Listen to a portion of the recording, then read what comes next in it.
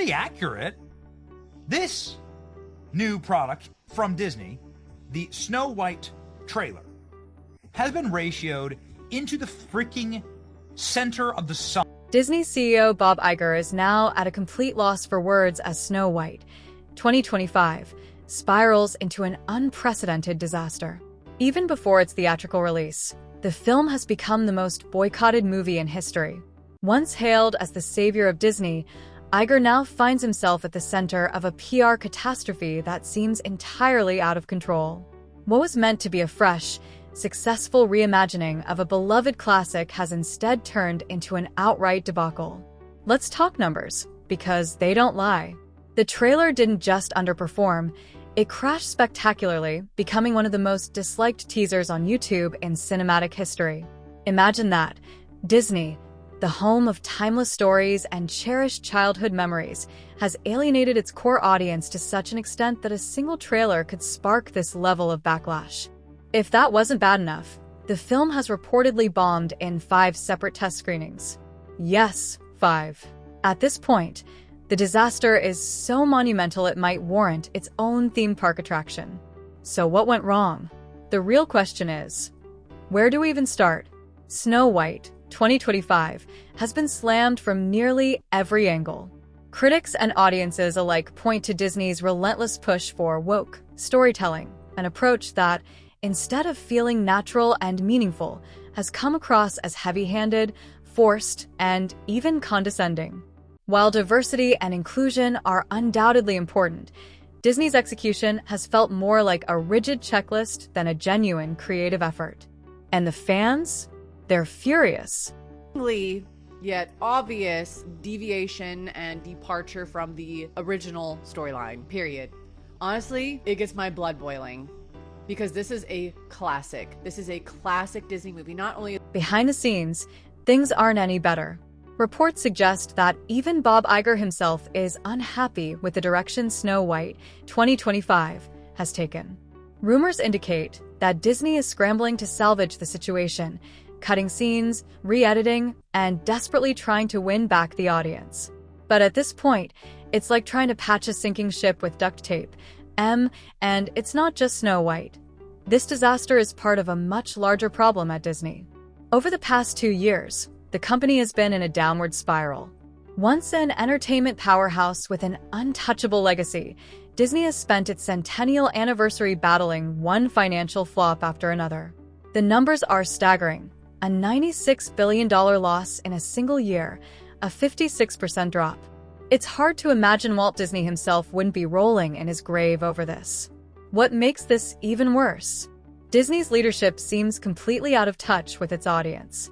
Bob Iger has brushed off criticism of the studio's direction, dismissing it as insulting and inflammatory, claiming that only a small, misguided minority is upset. But let's be honest. If that were true, why are so many fans abandoning ship? Why is Snow White facing massive boycotts and backlash? And then there are the CGI dwarfs. Who thought this was a good idea? These digital stand-ins look cheap, lifeless, and downright embarrassing, especially for a company with Disney's resources. Choosing CGI over real actors isn't just lazy, it's a glaring sign that Disney has lost its creative spark. Fans have loved Snow White since its original 1937 release, and instead of honoring that legacy, Disney has served up a soulless, uninspired mess. Zegler gives the most narcissistic, entitled, brat, not in a good way, vibes, pretty much of any actress that I've seen in modern times. I mean, I'm sure a lot of them are like that, but this girl has the audacity to let it show. Disney's troubles don't stop at poor visuals and out-of-touch leadership. The studio is also battling a PR disaster, thanks to lead actress Rachel Zegler. Her controversial comments about the original Snow White and its legacy have alienated many fans, turning what should have been a celebration of a beloved classic into a self-inflicted wound.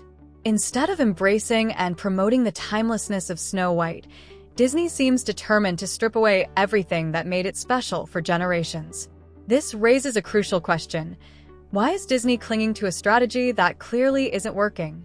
While diversity, equity, and inclusion are noble ideals, the way Disney has implemented them feels more like a hollow marketing stunt than a genuine effort to create meaningful stories.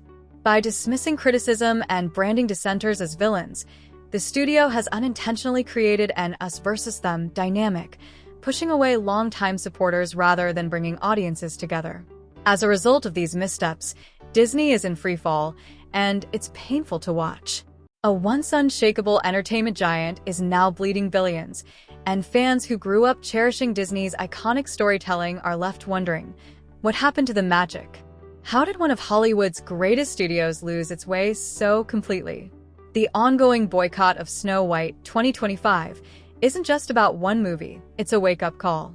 Every blunder, from awkwardly forced messaging to shockingly bad CGI, has snowballed into a full-scale PR catastrophe. And the saddest part? Bob Iger, the man once seen as Disney's savior, is watching his legacy crumble as he approaches retirement in 2026. For a leader who likely hoped to exit on a high note, it's looking more like the final act of a bitter downfall. Disappointing. It's very sad. It seems like such a waste of money. They spent $209 million making this freaking movie just for it to be not the movie, not Snow White. I don't understand what the point of this was. Disney needs to cut it. They need to scrap it. They need to... Things are unraveling behind the scenes at Disney. Reports suggest that the company's board of directors is rapidly losing confidence, with some members even proposing that Snow White 2025 skip theaters entirely and release straight to Disney+. While this might limit financial losses, it would also be a glaring admission of the film's inevitable failure. But here's the real issue. Bob Iger refuses to back down. Instead of reassessing Disney's approach, he's digging in his heels, determined to prove the critics wrong. Unfortunately, this stubbornness is only dragging Disney deeper into trouble, prioritizing pride over much-needed course correction. What's most concerning is how out of touch Disney seems with its audience. Their insistence that everything is fine comes off as completely detached from reality. Let's be honest, when you lose billions in market value and alienate your core fan base, something isn't working. Investors are growing restless, and some are even considering legal action. At this point, it's not just fans who are outraged, shareholders are, too. One particularly harsh critique comes from Reed Rubenstein, a senior VP at America First Legal, who accuses Disney of injecting political messaging into its content, pushing anti-police and anti-white narratives.